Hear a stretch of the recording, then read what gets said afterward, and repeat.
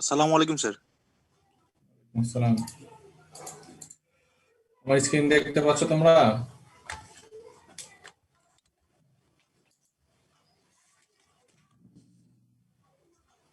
জি sir.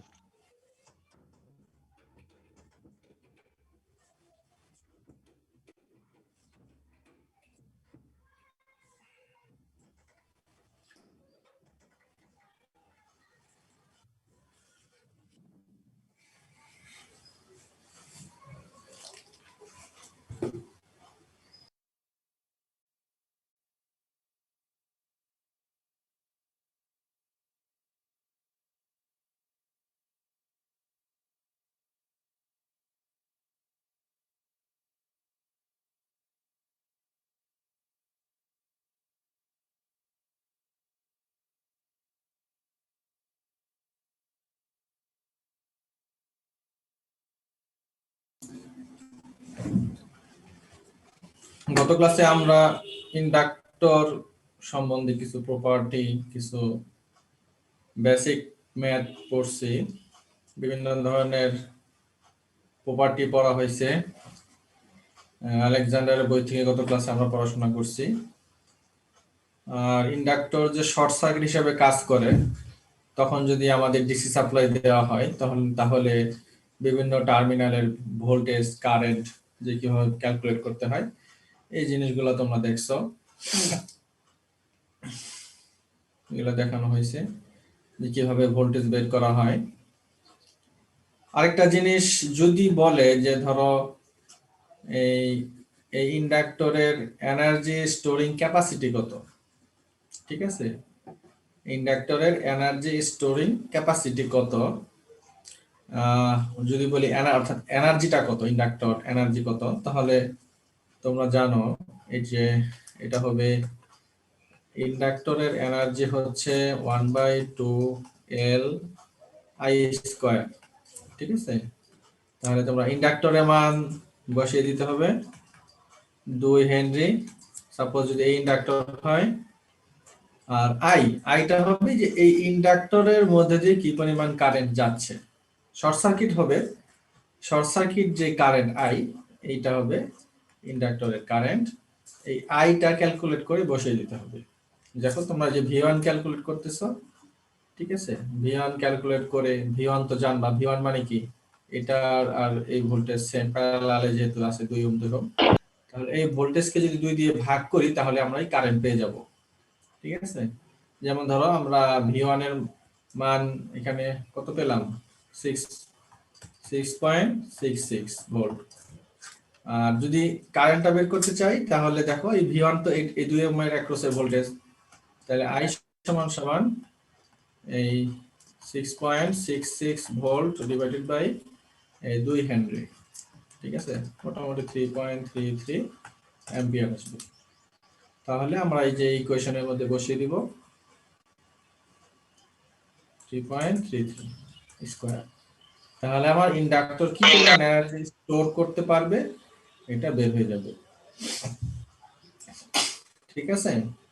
এটা হচ্ছে যে ইন্ডাক্টরের যে এনার্জি স্টোরিং ক্যাপাসিটি, এটা এই ইন্ডাক্টরের ক্ষেত্রে বলে দিতে পারে, অথবা বলে দিতে পারে এই ইন্ডাক্টরের এনার্জি স্টোরিং ক্যাপাসিটি কত। তো যে ইন্ডাক্টরই দেখ, তোমার ওই ইন্ডাক্টরের ইন্ডাকটেন্স আর হচ্ছে ওই ইন্ডাক্টরের মধ্যে যে কি পরিমাণ কারেন্ট যাচ্ছে, শর্ট সার্কিট কারেন্ট, এটা বের করে এখানে বসিয়ে দিলে এনার্জিটা বের হয়ে যাবে। এরপরে ট্রানজিয়েন্ট আর হচ্ছে স্যাচুরেশন জিনিসটা হালকা একটু ধারণা দেওয়া হয়েছে, এটা আমরা বিস্তারিত করব। আর বিভিন্ন অ্যাপ্লিকেশন, একটা অ্যাপ্লিকেশন দেখানো হয়েছে কিভাবে হাই ভোল্টেজ সুইচিং এর মাধ্যমে জেনারেট করা যায় ইন্ডাক্টর দিয়ে। বিভিন্ন ইকুয়েশন, কারেন্টের ইকুয়েশন, পাওয়ারের equation, energy equation, series parallel application, এই জিনিসগুলো দেখানো হয়েছে। আজকে আমরা শুরু করব ক্যাপাসিটর।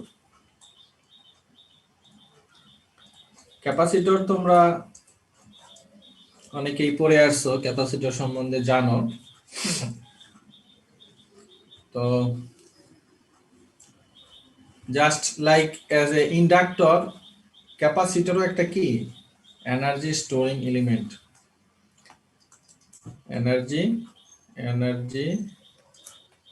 স্টোরিং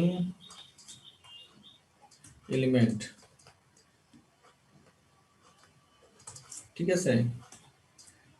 ইন্ডাক্টর যেমন এনার্জিকে স্টোর করে, ক্যাপাসিটরও এনার্জিকে স্টোর করে রাখতে পারে। আর রেজিস্টর জাস্ট কি করে, রেজিস্টর হচ্ছে পাওয়ার কনজিউম করে, পাওয়ার নেয়, অ্যাবজর্ব করে। আর ইন্ডাক্টর আর ক্যাপাসিটর পাওয়ার কি করে, সাপ্লাই করে, যার কারণে এটাকে এনার্জি স্টোর করে রাখে। আবার যখন দরকার হয় তোমার সার্কিটের মধ্যে কোনো ব্যাটারি থাকে না, তখন ওই ইন্ডাক্টর বা ক্যাপাসিটর দিয়ে আমি পাওয়ার সাপ্লাই দিতে পারি। তো যার কারণে এনার্জি স্টোরিং এলিমেন্টও বলা হয়। আচ্ছা, আর capacitor stores the energy, capacitor energy যে স্টোর করে রাখে, কোথায় রাখে, stores the energy in its electric field, আমরা ইন্ডাক্টর যখন পড়ছি তখন আমরা জানতে পারছি যে ইন্ডাক্টর এনার্জিকে স্টোর করে রাখে, কিন্তু তার ম্যাগনেটিক ফিল্ডে, হ্যাঁ, ম্যাগনেটিক ফ্লাক্স হিসেবে এনার্জিকে স্টোর করে রাখে। তাহলে ক্যাপাসিটরও যেহেতু এনার্জি স্টোরিং এলিমেন্ট, হ্যাঁ, তাহলে ক্যাপাসিটর এনার্জি স্টোর করে রাখে, কিন্তু এটা ম্যাগনেটিক ফিল্ড এনার্জিকে স্টোর করে না, ইলেকট্রিক ফিল্ড আকারে এনার্জিকে স্টোর করে রাখে। আর যখন আমার সার্কিটে এনার্জি দরকার হয়, সাপ্লাই দেওয়া হয়, তখন আমার এই ক্যাপাসিটর এনার্জি সাপ্লাই দিতে পারে। কিভাবে, একটা ছোট্ট একটা এক্সাম্পল দেই যে কিভাবে সে এনার্জি স্টোর করে রাখে আবার সাপ্লাই দেয়। ধরো একটা ব্যাটারি এখানে আছে, আর এখানে একটা আমরা ক্যাপাসিটর লাগিয়ে দিব। ক্যাপাসিটরের সিম্বল, যেহেতু দুইটা প্লেট প্যারালালি লাগানো হয়, আর ডিসি সোর্স এরকম ফিগার চিহ্ন সিম্বল, যার কারণে এটা একটু বাঁকা করে দেওয়া হয় একটা, যার কারণে এটা বোঝা যায় এটা হচ্ছে ক্যাপাসিটর। এটা হচ্ছে ব্যাটারি, ধরো 10 ভোল্ট। এখানে ধরো একটা সুইচ আছে, সুইচটা এখন ক্লোজড, ঠিক আছে। আর এইখানে আরেকটা সুইচ আছে, এটা ওপেন আছে। আর এইখানে একটা কি আছে, রেজিস্ট্যান্স আছে বা বাল্ব আছে, রেজিস্ট্যান্স দিয়ে প্রকাশ করলাম। আর তো যখন এই সুইচটা অন হবে, তখন ক্যাপাসিটরটা এই যে 10 ভোল্টের যে ডিসি সাপ্লাই আমি দিচ্ছি, এই যে ডিসি সাপ্লাই, এই যে এনার্জি দিচ্ছি, এনার্জিটা সে কি করবে, স্টোর করে রাখবে, ঠিক আছে, এনার্জিকে স্টোর করে রাখবে। হ্যাঁ, আমরা জানি যে ইলেকট্রন মাইনাস দিকে ফ্লো হয়, তো ইলেকট্রন গুলা এখান থেকে গিয়ে এই প্লেটের মধ্যে চলে যাবে। আর এখানে প্রোটন, এটা যে ইলেকট্রন হয়, বিপরীত দিকে প্রোটন বা হোল, এই জিনিসটা পজিটিভ প্লেটের দিকে চলে যাবে, গিয়ে ওখানে এনার্জি স্টোর হয়ে থাকবে, স্টোর করে রাখবে। হ্যাঁ, যখনই তুমি এইটাকে, আচ্ছা আরেকটা কথা বলি, এটাকে স্টোর করে রাখতে হলে অবশ্যই এর মধ্যে দিয়ে একটা কারেন্ট ফ্লো, এটাকে কন্টিনিউ রাখতে হবে, ঠিক আছে। ইন্ডাক্টরও যেমন একটা কারেন্ট ফ্লো কন্টিনিউ রাখতে হবে। যদিও ক্যাপাসিটর যেহেতু আমাদের ডিসিতে ওপেন সার্কিট, আমরা দেখবো এটা যে ক্যাপাসিটরের মধ্যে দিয়ে কারেন্ট ফ্লো করে না, জাস্ট এনার্জি ভোল্টেজটাই, এই ভোল্টেজ যে পরিমাণ ভোল্টেজ আমি অ্যাপ্লাই করব, ওই পরিমাণ ভোল্টেজের ইকুইভ্যালেন্ট এনার্জি সে চার্জ হিসেবে স্টোর করে রাখবে। তো যখনই আমি এই সুইচটাকে আবার খুলে দিব, অর্থাৎ সুইচটাকে ওপেন করে দিব,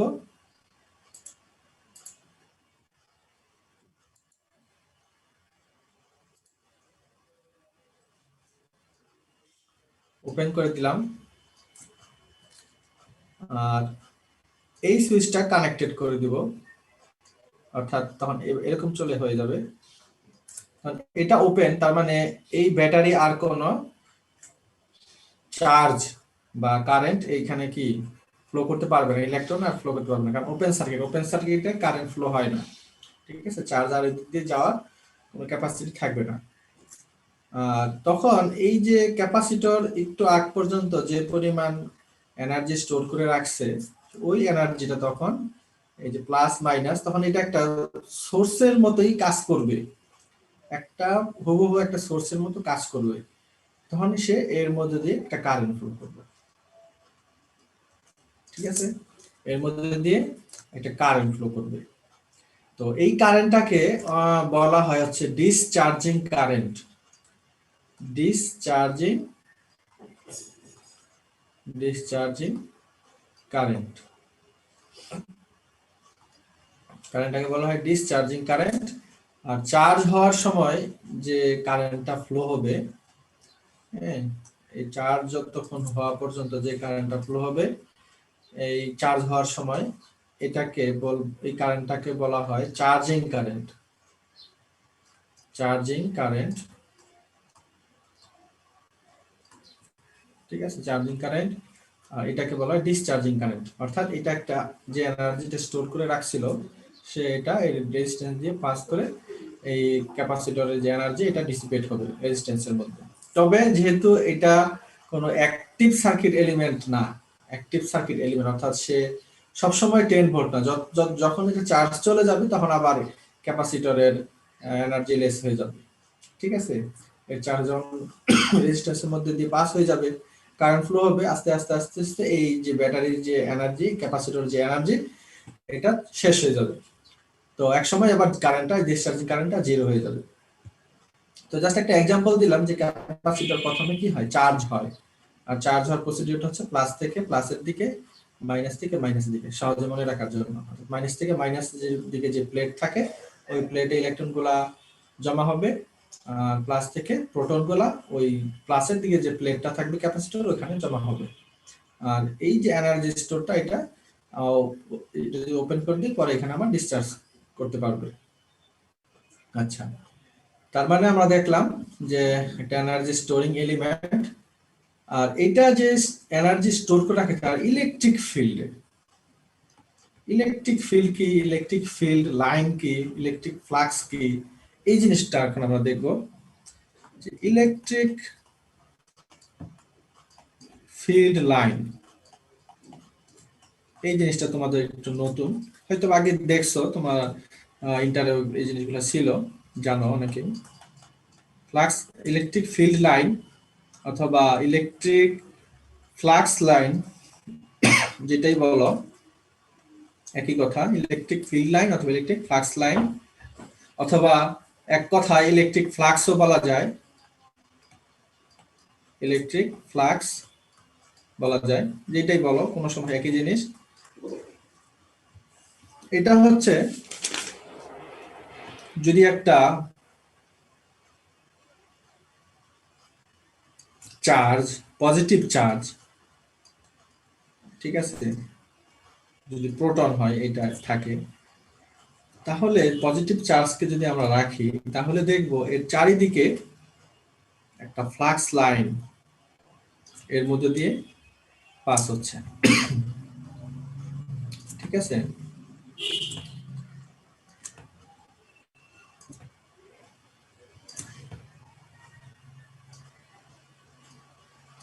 ফ্লাক্স লাইন পাস হচ্ছে।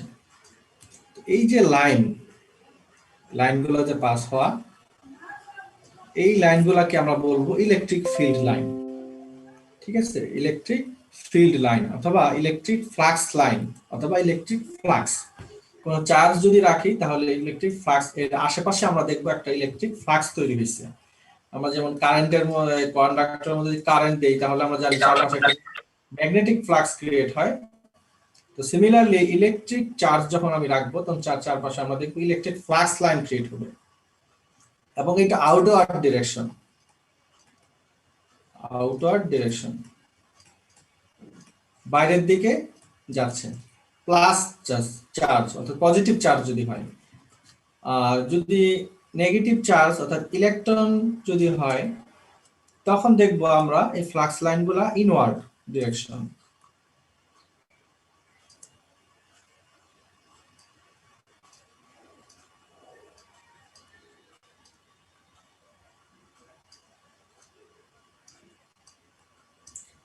তো সায়েন্টিস্টরা প্রথমে এটার কিছু ঘটনা আছে। সায়েন্টিস্টরা প্রথমে দেখলো এই যে ফ্লাক্স লাইন এটা পাস হওয়াটা, এটা তো প্রত্যেকটা দেখো এই এটা তো প্রত্যেকটা যে পয়েন্ট থেকে কিন্তু ইলেকট্রিক ফ্লাক্সের যে পাস হওয়া এটা আছে, ঠিক আছে। আর কিন্তু প্রথমে অনেকেই বলছিল যে ফ্লাক্স লাইনটা চতুর্দিকে এরকম করে, এই এক একজন এইভাবে বলছে, আহ, কোনো নির্দিষ্ট ডিরেকশন বলে নাই। তো পরে অনেক গবেষণা করে দেখলো যে না, এটা আসলে তার যে এক্সিস প্রত্যেকটা পয়েন্টের যে পয়েন্ট থেকে লম্ব ভাবে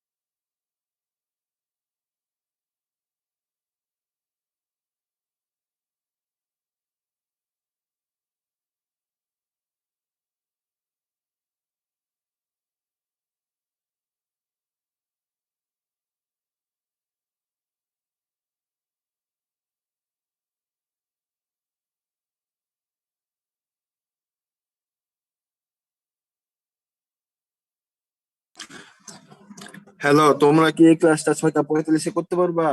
স্যারের কারেন্ট নেই, ডিভাইসের শেষ, চার্জ শেষ। 6:45 কয়টায়? আর পরে দে। কয়টায় 6:45, সন্ধ্যা 6:45। 8টার পরে ভাই সন্ধ্যাবেলা টিউশন আছে। 9টার পরে দিলে। রাত্রে দে, যত রাত্রে পারবি, ইয়া দিস না। 9টার পরে দে, আবার কালকে ও সিটি কালকে আছে, তো দেখে ইয়া পরীক্ষা আছে রে। হ্যাঁ, কালকে না, সিটি আছে। পরীক্ষা আছে কালকে, কিচ্ছু বই নাই। তাহলে আজকে দিস না, এটা দিস না আর। আজকে দিস না তাহলে। আচ্ছা সামনে কোন একদিন বা বন্ধের দিন দরকার হলে দিয়ে দে, বেশি ছাড় নিতে চাইলে।